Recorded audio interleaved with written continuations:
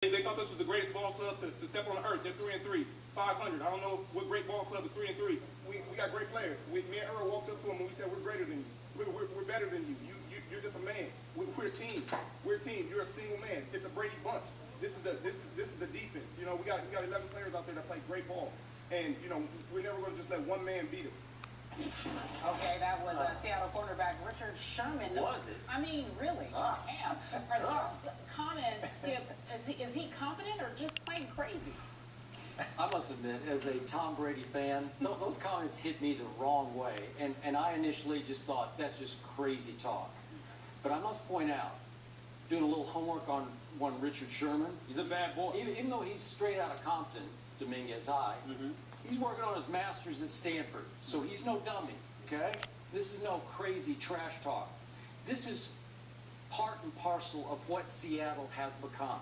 He's speaking for that team. That's what they do now. They come out for warm-ups and they tell you they're going to kick your butt. And then most of the time they kick it and then they tell you about it as you leave the field. Now, I wish that Tom Brady would get a chance, another shot at one Richard Sherman, but unfortunately only Brady will make it to the Super Bowl instead of Seattle being there with them. So in this case, Coach, you know this as well as I do. These are the two biggest cornerbacks I have ever seen in all my time watching the NFL. Wouldn't you agree?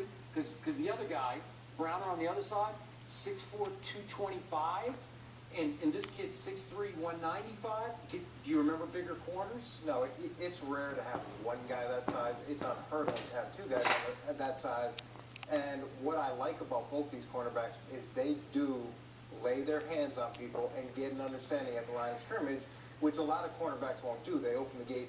These guys will go up and challenge you. In terms of his comments, I think that there's an element of expanding his brand. We're talking about him. Yeah. He's getting a lot of national publicity.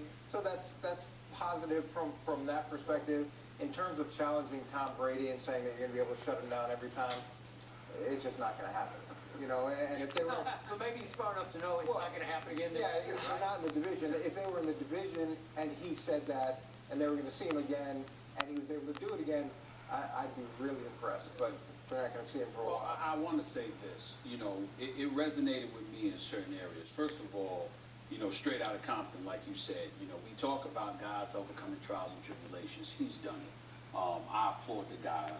Drafted 154th overall, 5th round pick. You know, played wide receiver as well as cornerback at Stanford.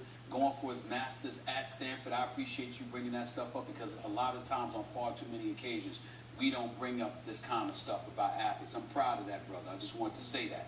With that being said, it's real easy to talk about Tom Brady after the fact. You know, when you probably won't have to see him again. Now, I understand. You know what? He did do it before the game. They said we're going to do it. I will say this. You can talk about what you're going to do, but again, you know, you got to be careful because when you're talking about somebody like a Tom Brady, you know, there may be other quarterbacks they may pick on you because of Tom Brady. You just never know. I mean, there's a reason you were a 5th round pick as opposed to #1 overall. I mean, this wasn't Patrick Patterson or somebody like that. You understand? So all I'm trying to say is that I got faith in them. I believe in them. And the fact that you got Brown on the other side helps you immensely. No doubt about that.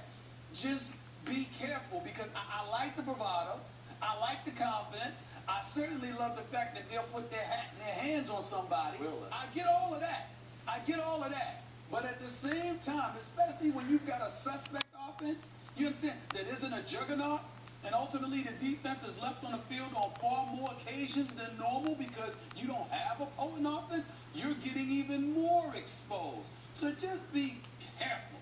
That's all I want. I just want them to be careful because I think Aaron Rodgers is the best quarterback in the game, and I understand they beat Aaron Rodgers and now they beat Tom Brady. Tony Romo, you know. I get it, but at the same time, let's be careful because, again, you know, I want you to do well, Richard Sherman. I really, really do. But you got to be careful who you're picking on. Just be careful. And the